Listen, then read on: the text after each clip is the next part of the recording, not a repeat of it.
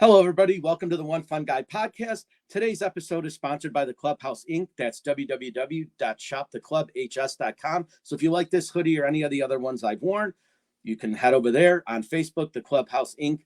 and www.shoptheclubhs.com. So my guest today is going to be my good friend Ryan. Ryan, why don't you introduce yourself and we'll get into this whole life we got going on.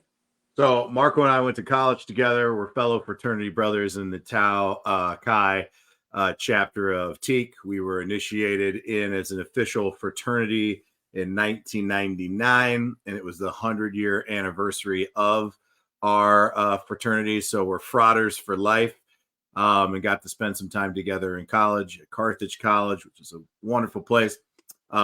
Since college, and we'll talk about that. I went through a myriad of different experiences and a couple different careers before I finally settled into my life's passion, which is education and coaching. I'm an author. I also have a podcast as well, and kind of know a thing or two about running fast and turning left, which is very topical because we are in the midst of the Olympics. Sure. So let's start out with coaching. So what made you go into that? Like, I know you were always running. You were, between football and track, we did track together. I know you were always super focused on the sprinting and that. So I know you always had that background, but what made you want to go into showing what you've learned to the youth and get them, prepared for this track and field, agenda that you have going on? Yeah. So it was not a direct line from my, graduation to becoming a coach. I graduated and I was president of our school. I was a founding father of our fraternity. I was president of our fraternity. And so I had kind of stars in my eyes that I was going to, get involved in politics and change the world and do all this kind of stuff, just like we did a lot of things on campus. I mean, our fraternity went from not existing to becoming the strongest fraternity. I went from never thinking I'd ever be in student government to becoming the president of our student body. And there were things that I did in college that, I thought, well, that would be a skill set that I can take further. I had an opportunity to work for a very important congressman that's located in the area that Carthage College is a part of. I'll leave that out so people don't judge me one way or another. Right. But that person became a very, very, very powerful person in the government for quite a while. And I didn't end up taking that job because I'm an only child of only children. And my dad didn't want to lose me to Washington, D.C. And I thought, well, I think I can do this political thing in St. Louis, because this was a year in Missouri where they finally term limited all the state representatives and the state senator people that are in Jeff City, in Missouri's capital. So there were a lot of campaigns that were open and needing some people to do like campaign management type stuff, which that sounds really fancy, but it was really a lot of grunt work on my part. Now I got a bunch of people elected that I worked for. However, as I got into the process more intimately and learning about like, oh, you don't really get to be necessarily a free thinker. They kind of tell you, this is your platform. This is how you respond to all these questions. This is what you're going to say.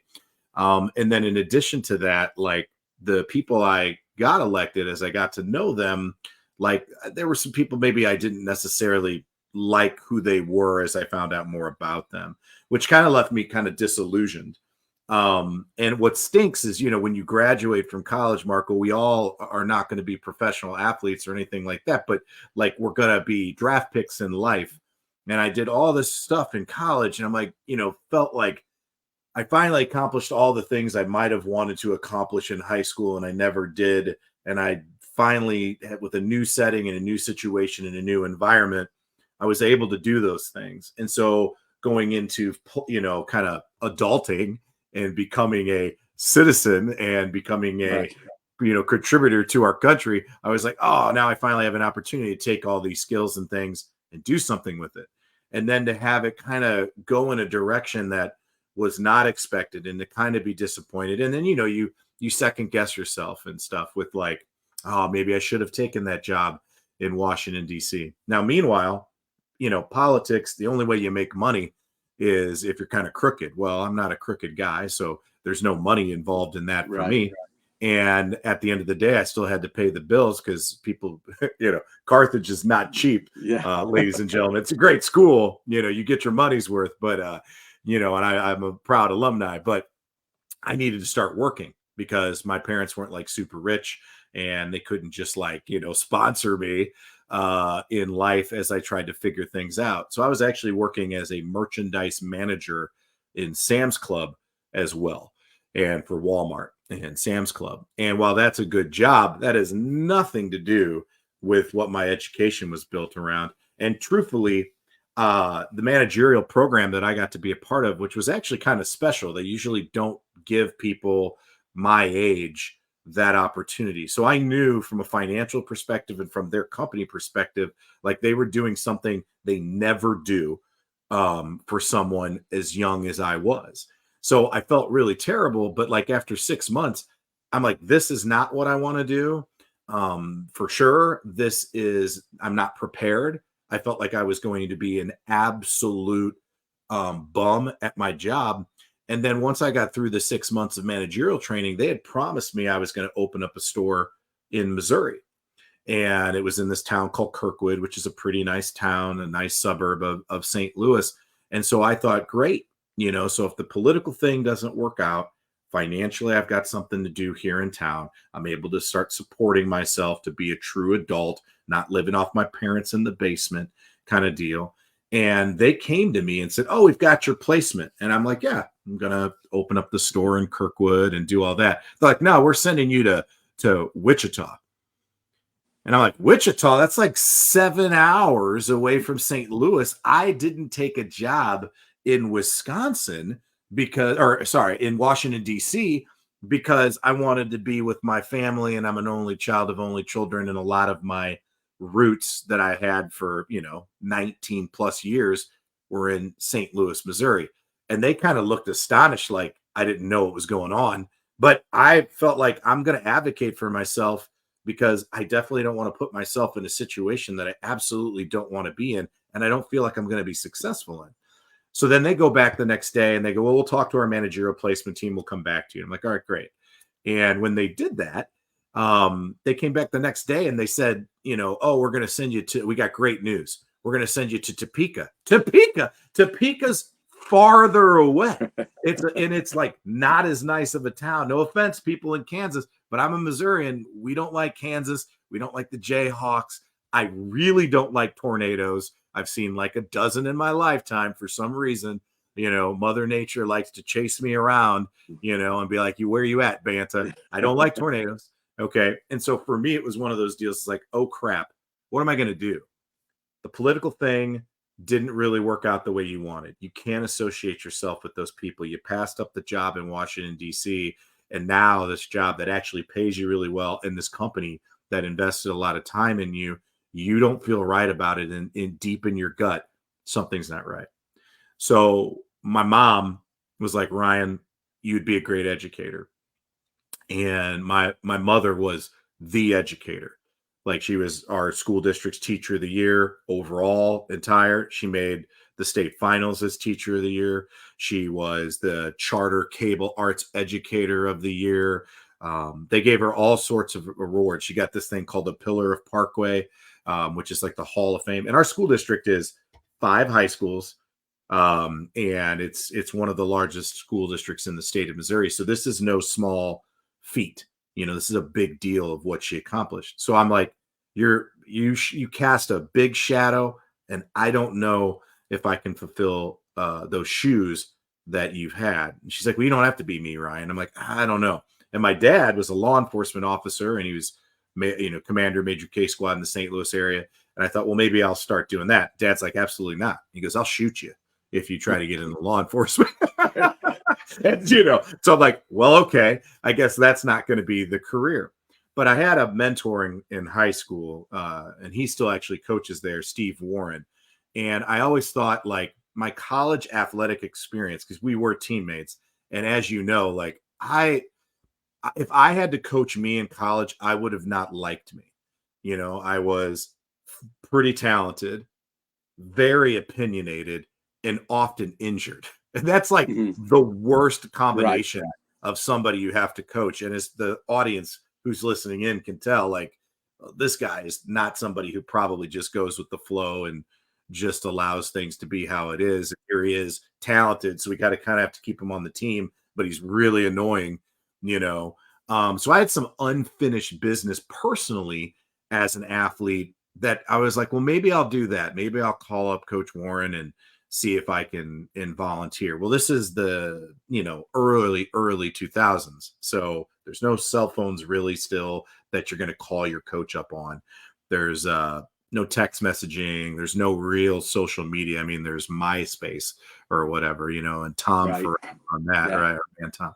So, but I kind of came in as a cold call. I didn't even know at this point, because my mom had retired, that it was a professional development day and that there weren't going to be any kids in school. And I've said this story a lot, but I feel like sometimes, fate knocks at the door, and you should go answer it. And then sometimes fate kicks in the door and grabs you by the collar and says, no, no, no, it's time to come with me. And so when I walked into school that day, Coach Warren, he's all the way in the art wing. He's way, way, way far away. And so, like, he shouldn't be the first person I see when I walk in the door. But sure enough, I literally open the door to the front of the high school. I walk in, and he's the first person I see. And he's like, Ryan, what are you doing here? Because I'm coming in Mhm. unannounced. Right. And I'm like, well, I'm actually here to see you. I know track and field's coming up soon, and I wanted to see if I could help volunteer or do something for you. I'm just at a loss with where I should be in my life and what I'm doing. He goes, well, you couldn't have come at a better time. And he turns, and right behind him is a table full of all of his assistant coaches. And about after a week and a half of coaching, I came to this epiphany that my mother, of course, was, I told you so, because moms are always right. Sure. Never forget it. We don't really figure that out until our mid 20s. But I realized that coaching was the first time I had ever felt fulfilled like that, excited like that, purpose driven like that in my life. And then I came to the realization, oh crap, I'm going to have to go back to school, get my educational degrees, because if I love doing this for 2 hours to an hour and a half a day with these kids for no money, mind you, I was making no money doing that. How cool would this be to do this as my life's work all day, every day as a teacher and a coach? And so that's kind of how that process came to fruition. Okay. So now you're coaching and teaching. So you get all this stuff. How do you set up your schedule for practice, training? Do you vet the students? Do you see something special in somebody? Do you know that that person's got it, that they're going to be fast?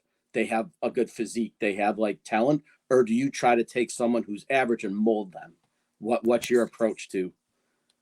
So, funny story. I'll give you a quick one, real quick. Second semester last year, a kid walks into my class and she's yoked, just absolutely yoked, traps, wide stance. Some people walk like they've got big Mhm. lat, because they Yeah. what they call imaginary lat syndrome or whatever. But like, this gal is the part. I mean, and I'm like, who are you? I've never seen you. She's like, oh, I just moved in. And I'm like just moved in? She's like, yeah, like 2 days ago. And I'm like, okay. And her name is, we'll just leave it out there. But I'm like, Sure. hey, so blank, what do you do? And she's like, what do you mean? What do I do? I'm like, well, like extracurriculars or anything. And she's like, oh, well, I play basketball, soccer, and I did track and field in Utah. And I look over at my wall, and I'm not in my classroom, I'm in my office at my house. But I'm like, well, we're going to get along really well, because along the top of my wall, I've put all of our state plaques and state trophies and all this kind of stuff. And then of course, I had a student teacher at this time, so I go to the computer and I look up this kid, and sure enough, she was a state qualifier and did all this kind of stuff in her former school. And I'm like, so then it's all about like, all right, let's figure out a way to get this Right. kid to track and field. Now, the rub there was this kid did soccer as well. And in Missouri, soccer's in the same Mhm. season, where in Sure. her former state it's split. So sometimes it's literally that simple. Just finding kids in that situation that look like that. My wife and I laugh now because I've talked about this stuff so much. If we're driving down the street and we see someone running, my wife will critique their form or what they've got or what they don't, because of the Sure. 20 years of me coaching. And basically, she's been there with me on this journey after my first year that I was a head coach. She's been a part of my life and a part of this. But the big thing that I do is in the middle school, they run a track and field PE unit. They get all of the stats: 100, 200, 400, 800 mile, long jump, shot put, and then they do high jump. But I don't care about high jump because it doesn't tell me anything, nothing. And then what I do is I track all those kids in over the course of what's now about 15 years of us doing this. I know what those numbers mean at Parkway Central Middle School in their PE class. I know what those numbers mean if they come onto my team. So you look at those performances and you would be like, that's a terrible time. That's a terrible throw. That's a terrible jump. Like, that's not going to do anything. It's like, I know, but I know when those kids come in my program, what they do as freshmen and then what for next year. And so then that allows me, when they come into high school, if I have them in class, I can start talking about it, but not be a used car salesman. Sure. And I can resist my urges to do the full court press and be freaking full throttle and like overwhelming. And that allows me to do that. It allows me to figure out, do they play soccer? Do they play other sports? And then we just build upon that as we move forward, because I know when they come onto my team, then we'll figure out what they're going to be best at. So we take the first 2 weeks of our season. We don't do a lot of training. We literally do like tryouts for everything. And nobody gets cut because they're not talented. People get cut because they got the wrong attitude and they're not good people. But we figure out, like, what is your best event? And we do all of these tests. And then from all of these tests, we have with high confidence in my program what they're going to be best at. And we do that with the new kids, and we do that with all of our returning kids every year. And they're like, why is Susie, who long jumps, why is she over there throwing the discus? I'm like, because Susie has super long arms. She might be able to be a discus thrower as well. And what I try to do is I try to train our kids as decathletes or heptathletes, that we're going to try to do everything, because it's track and field. And in Missouri, we have 19 events. So that's kind of how we start to develop that. And then we have, like, systems of training that we build based around their skill set. So for example, there's one test, it's a 30-meter fly, something very simple. They have a build up and acceleration zone, and then they hit an area where we start the watch and they sprint while they've already had their momentum build up for 30 more meters.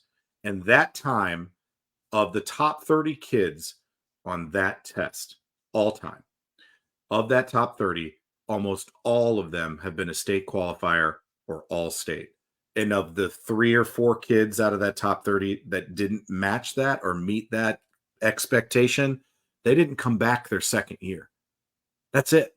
That's the only thing. So if you give me 2 years with that particular talent ID test, I know what I can get done with the right coaching and the right training and all that kind of stuff. And the more difficult the event technically, that's the events we want to be good at, because the other coaches in the area aren't going to give as much time to that.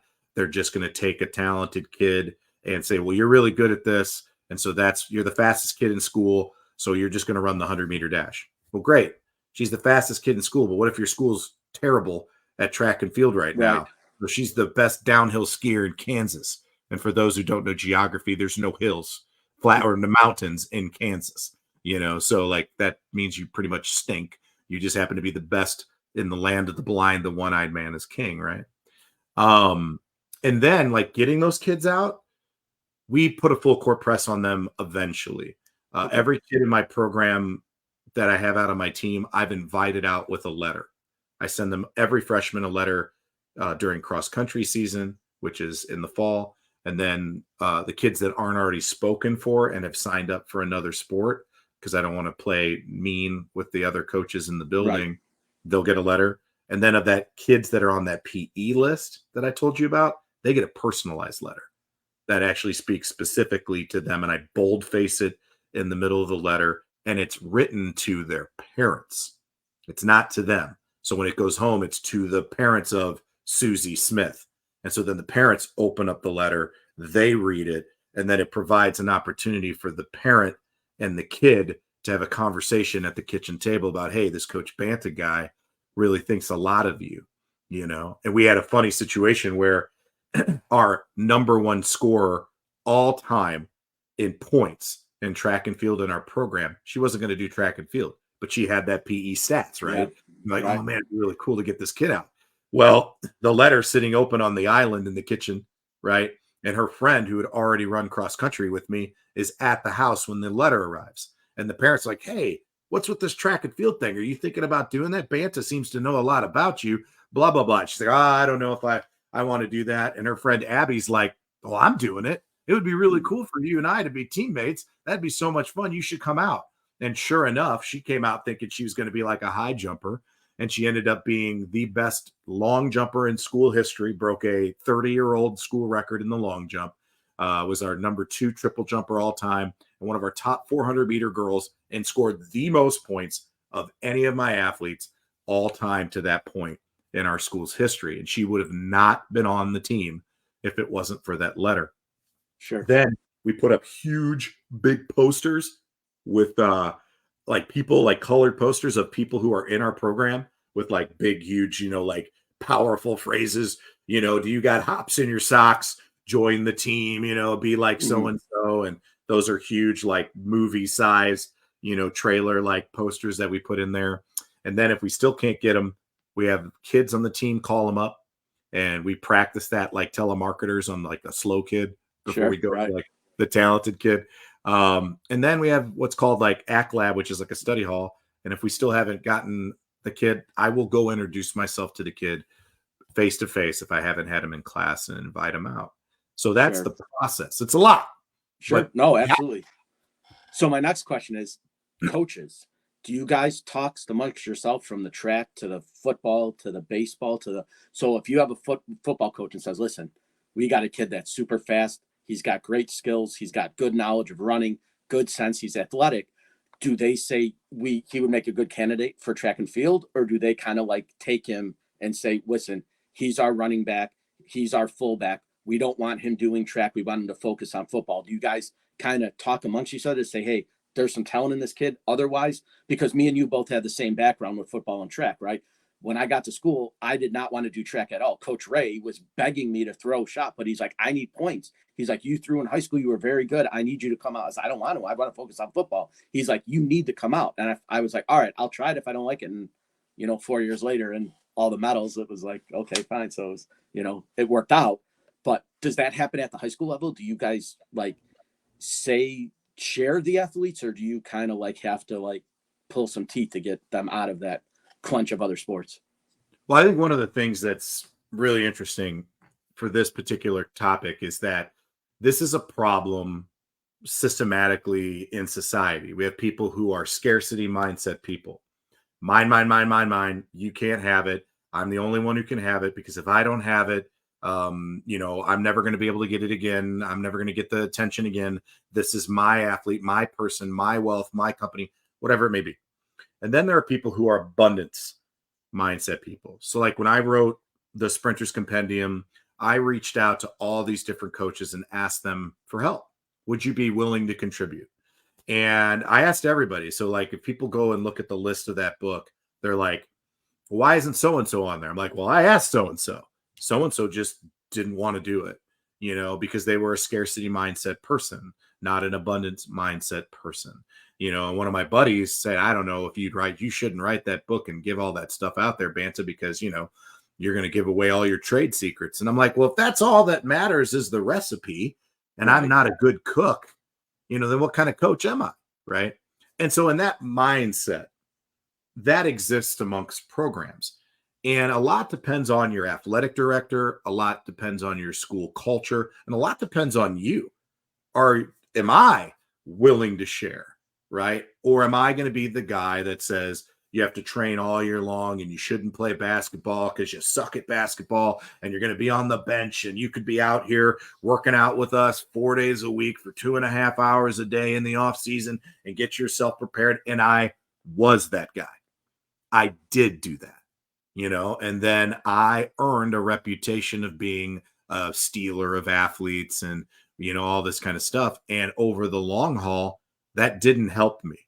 Like having those kids out in the winter didn't help me as much as having those kids participate in other sports that then allowed the coaches to become comfortable with giving me the pat on the back or the okay to kind of have them on my team.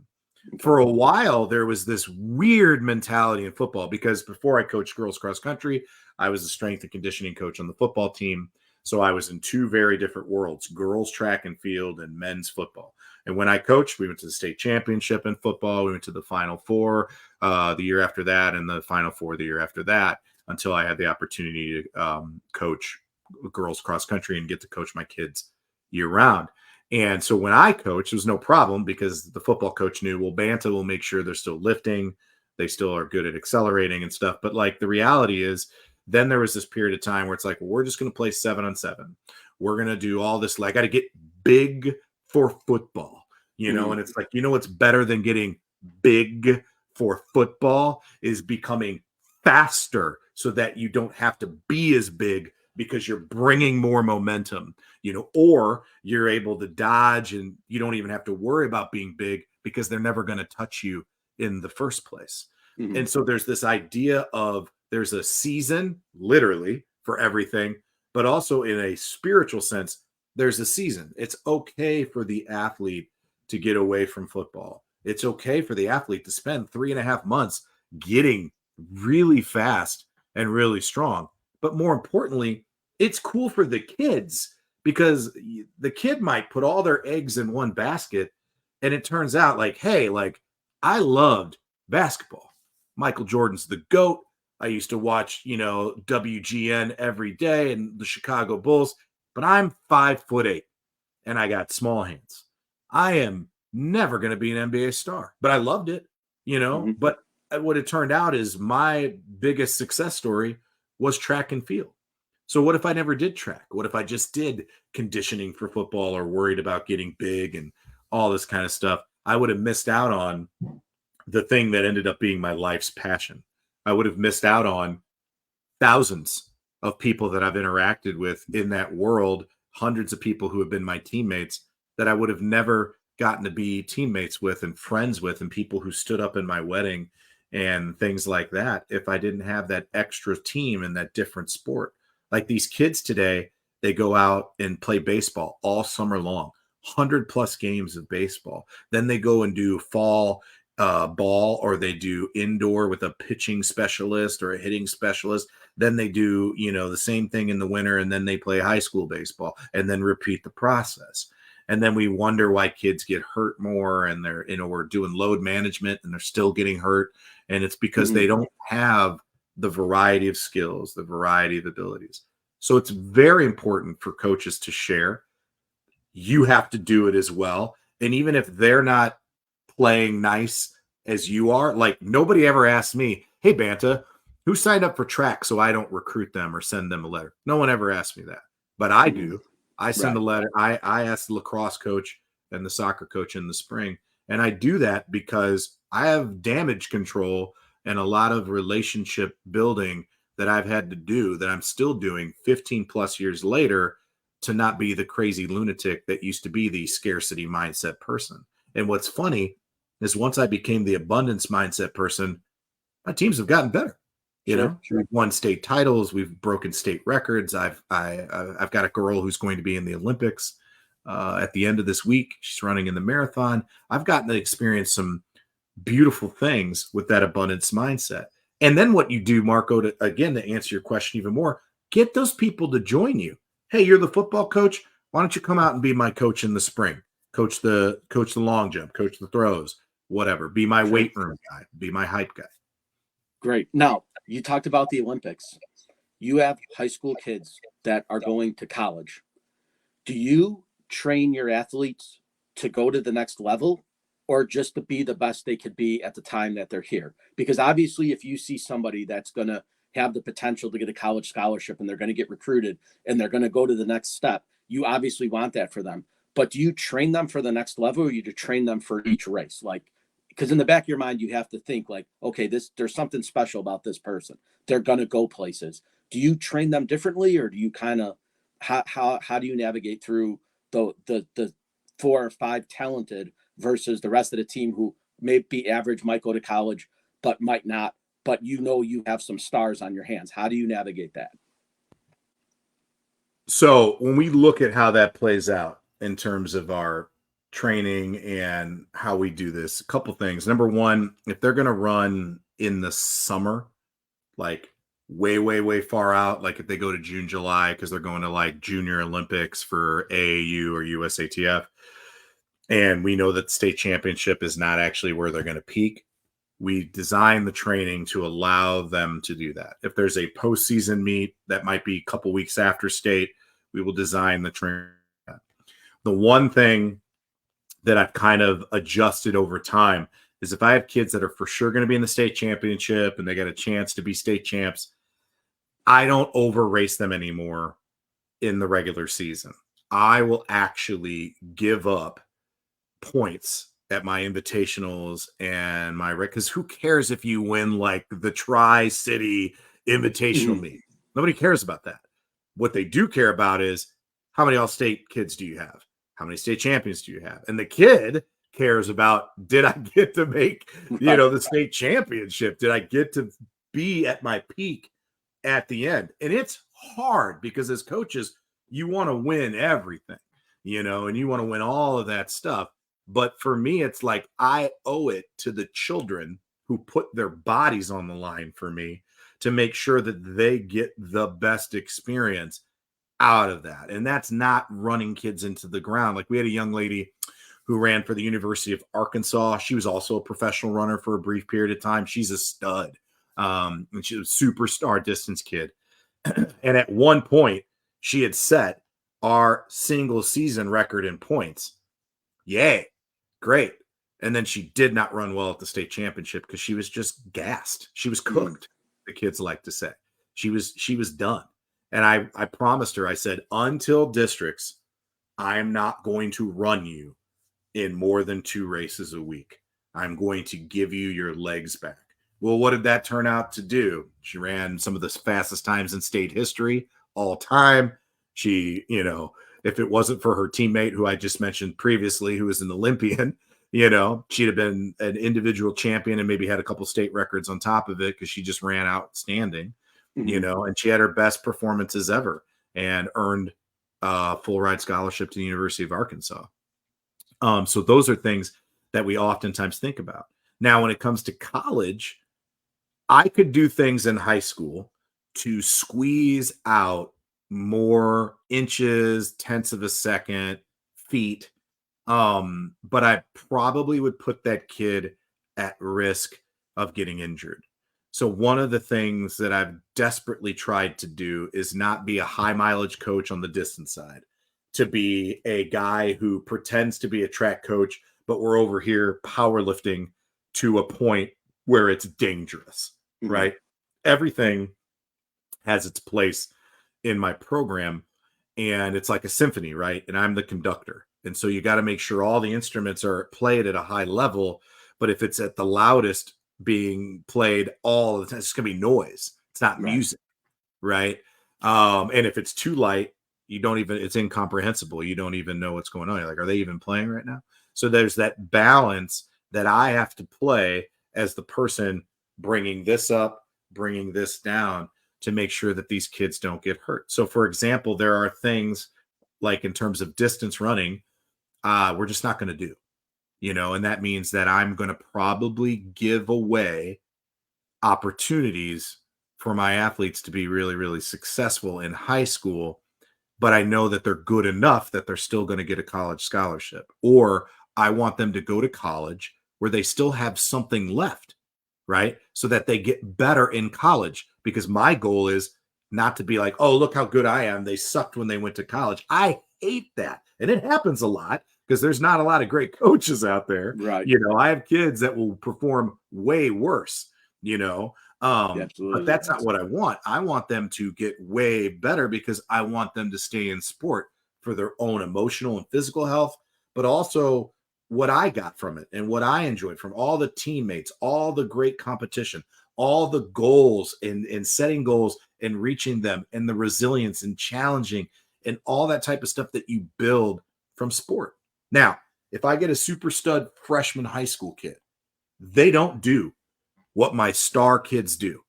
So my best kids in my program, they've been in it a number of years. They're going to do the larger volume of training and the higher intensity training because we've kept them healthy and they can handle it. And yes, we're going to do those things so they continue to get better. If a kid in my program is out of shape, haven't done anything all year, they're going to do a little bit more than the rookies will. But they're bums and I'm mad at them, but I also am not going to be stupid and throw them to the wolves, put in this big program and they can't walk and then they get injured after a week. You can't win the state championship in February, but you certainly can lose it in February if you don't do the right things. So my number one goal with freshmen is finish the season. Let's get you through healthy, even if that means you're not all state, even if that means you don't get this performance that I know you could get if I push it. But if I push you, I might break you. So I just want you to get through the year, enjoy it, finish healthy so I can get you for that second year. Because as you and I talked about, if I get you for 2 years and you're on this list of kids on these performances, if you have the physical capabilities, my program, our assistant coaches, we're going to figure it out and you're going to have success. I just need to get you to come back after your year number one because you had a good experience and made a bunch of friends. Awesome. So before we wrap things up, let's talk about the book for a little bit because I know you put a lot of heart and time into this. What made you want to do that? Like, what made you want to do that? Was that something that you thought was always in the back of your mind, or was it something that you said, I need to get this information and put it out there? How did that process work for you? So it evolved over time. I mean, early on in my coaching, I thought I knew everything and I knew nothing. And it took me about 5 years to figure out, oh boy, I really don't know anything. And then I had to dive into getting a bunch of mentors, getting a bunch of friends that really knew what they were doing, researching a bunch of training methods, going to a bunch of educational schools where you have to spend like a week in Chicago at like Loyola and go there and spend a week and do all this kind of stuff and meet with all these coaches and put a training plan together for a hypothetical athlete and like take a bunch of tests and all this kind of stuff, which was really good for me. But I know that not everybody has good mentors, has the finances to do that, has the time to do it. Some people have kids, have family, stuff like that. And what I realized too, on top of this, is that in the world of sprinting, the big misconception is, well, if you're fast and you can't train speed. Frankly, that's BS. You can. Everyone can get faster. It doesn't mean you're going to be Usain Bolt, but you can get much, much faster, build more momentum, become quicker for whatever you're going to do. And some people are very, very trainable on top of it. So we think they might not be very talented. And lo and behold, through that stimulus, they morph into this very incredible person. And then just in general, then everybody else can just get faster. And there's all these books on weightlifting and throwing and jumping. And there's so many books on running. It's preposterous. Running slow for a really long time, but there's many books on that. And I'm like, where is this book for sprinting? Didn't exist. So I'm like, well, I kind of know a few people from all my beg, borrowing, and stealing as a coach early on. And I was on this website. I became a contributor to write on this website called elitetrack.com. And on elitetrack.com, a bunch of different coaches would get on there and they had a database where they shared a bunch of scholarly journals on strength training, sprinting, running, jumping, throwing, all this kind of stuff. So it's just kind of like this community of coaches and a resource where everybody's trying to get better. And while I'm writing on this website, I don't know that anybody's listening or paying attention or looking at it, giving it likes or sharing it. None of that stuff was really happening back then in the, the O's, the double O's of the 2000s. And I just did this kind of as a process for me because I felt it needed to happen. Like it was good for me to get my thoughts out there and put it on paper. And one of the things, Marco, is I have a learning disability in writing. I have a thing called dysgraphia, and which that means is I can't, like, I skip words when I write. Spelling is an issue, and I also, my penmanship is terrible. So it's in the family, if you will, of dyslexia, but it's a little bit different. And Mhm. so I always had a problem expressing myself through the written word. And people listening today obviously know I'm fine at talking. Right. Like that's never been a problem. Yeah. Maybe too much, you know. But I felt like, this is a good thing for me, good process. Well, I went to San Diego at the Olympic Training Center. I got invited as this emerging elite coaches clinic, and it sounds really fancy, but it was a modest thing that I got invited to. And we're in the cafeteria and at the Olympic Training Center, which, by the way, is really that's really cool. It's a really Mm. cool setup for athletes, and especially like sports that are not in the realm of professionalism, like basketball and stuff like that. You've Sure. got this place. So I'm in the cafeteria and we're all just talking, and we're talking about our struggles with coaching and stuff. And this is 2012. And one of the coaches goes, yeah, I read this article about having to deal with these club coaches in the off season and blah, blah, blah. And it really hit me, and it really made a lot of sense. The guy didn't realize he was talking to the dude, me, who Mhm. wrote that article, And at that point, I was blown away. I called Michelle at the time. She was my wife at this point. And I'm like, Michelle, like people are actually reading my stuff. And that made me kind of nervous because part of me is like, oh crap, my bad grammar and sentence structure and all this kind of stuff. I'm like, oh God, there's a lot of people actually reading this. This isn't just like my journal that a couple people who are understanding check into every now and again. I've got to do a little bit better job. And I need to make sure that the information is quality and that I'm not leaving people astray, because a few years ago, I was that person looking for the same information. And I realized at that point, a friend of mine who I talked to a lot, this guy, Carl Valley, we had discussed, like, what about this book? And we kind of workshopped a couple names and ideas about it.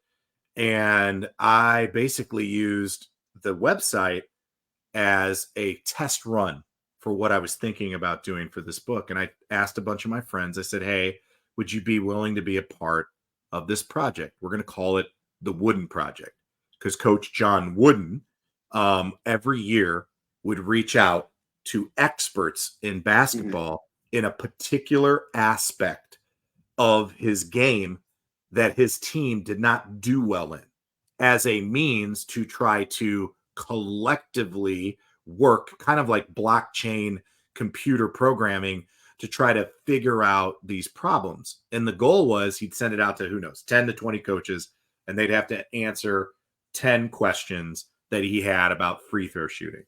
And if they answered 8 of the 10 questions, they would get his answers and responses to the questions and his thoughts, and everyone who was in that community that he invited to participate. So a bunch of coaches on this track website agreed to do that with me. And we got hundreds of pages of writing each month that we did that. And some of the coaches, God bless them, it was like, it's information not very useful for me, but would maybe Right. be useful to somebody else. But what I realized is, there's coaches that'd be willing to do this. And there's a space where this book doesn't exist.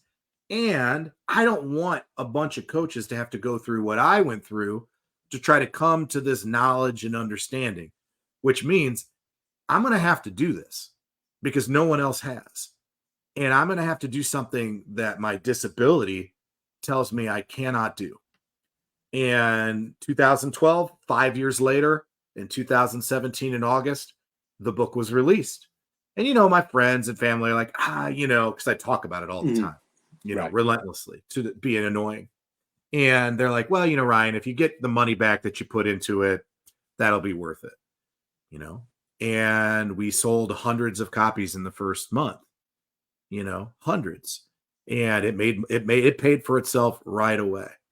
and it's now one of the top selling books in the world of sprinting. And if you look since 2017, even with the pandemic in 2020, all of the world records have been getting closer and closer to getting beat. And the bottom in high school track and field, the floor has gone up. In Mhm. college, the floor has gone up. In the world of sprinting, a bunch of people around the world are breaking national records. And I feel like, shoe technology helps, the internet helps, but by golly, I believe that this book has helped people too, because I know where a lot of these books are sold. I know who Mhm. buys them. So then I can go follow up on them and go, oh, hey, like that Right. guy just had his school record broken. This guy in Texas just set a national record in the 4x2. By golly, I was a part of that. That's pretty cool, and like that's amazing. And what I've always felt like is I want coaches and athletes to know that like they don't have to take drugs to be successful in sport. They don't take steroids, they don't take EPO, they don't take HGH. They have to have good coaches who take care of them and don't overcook them and don't Mhm. make all the mistakes that I made as an athlete when I was in college with you. And Coach Stephanie probably hated my guts because I Right. was so frustrated. I Yeah. wish I could apologize to her face to face, because I've learned a lot since then. But all the way out to the veteran coach who's stuck in his ways and doing the wrong thing for 20 years. And now they've been given a very special talent. And it would be nice that that special talent gets a coach who might now, had old dog learn some new tricks. And Right. so all the things in between were the reason for that. Awesome. So, wrapping it up, Ryan, where could we find you? Do you want to plug the book? Do you have any websites? Do you have anything, if people are watching this that are in the running world, if you want to point them in any direction of where to go or what might help them, now's your chance. Yeah, certainly. So on Amazon, the book is sold worldwide in two different versions or three different versions. So there's the complete paperback book on Amazon, Sprinter's Compendium. There is the Kindle version, which is 1,400 pages. It's quite a lot, but it's on there. And then if you just wanted to buy a chapter just to sample it, it's on there too. I've got another book coming out probably this fall, maybe early winter, called The Trainer's Companion, and that'll be a book for all sports for training: weightlifting, swimming, running, and it in sprinting. And it kind of gives you like how to do the workouts. So like I'm this slow, or I'm this fast, or I'm this weak, or I'm this strong. Where do I start in the weight room in reps, sets, and percentage of effort? Well, I give you all that. It's all charted Okay. out. So that's coming. On social media, on Instagram, Banta. I'm verified for some reason on there. I don't know how that happened. So I probably have the smallest amount of followers there for anybody who's been verified on Instagram. On Twitter or X is where I do most of my stuff, and that's Sprinters Compend, because I ran out of letters to write that in, or you could just look up Ryan J. Banta. I'm there as well. On Facebook, I'm there. You can follow me there as well. I've got my own YouTube page, Bantasmo 1978, which has all the sprint stuff. I've got a Coach Tube page as well, where I've got some videos on there. And if you just look me up, I mean, I've done a lot of conversations, not with one of my good buddies from Carthage, but I've done a lot of podcasts where I share a bunch of this stuff in further detail. So please, anything, feel free to reach out. If it's about life, teaching, coaching, whatever, let's connect. It would be great. Excellent. Well, Ryan, thanks for being a great guest. We'll have you back on. Hopefully, your second book is successful as your first one, and we will see you again soon, my friend. Thanks, buddy. I All appreciate it. And right. thanks to Thank the you. audience. All right. Bye, everybody. Have a great weekend.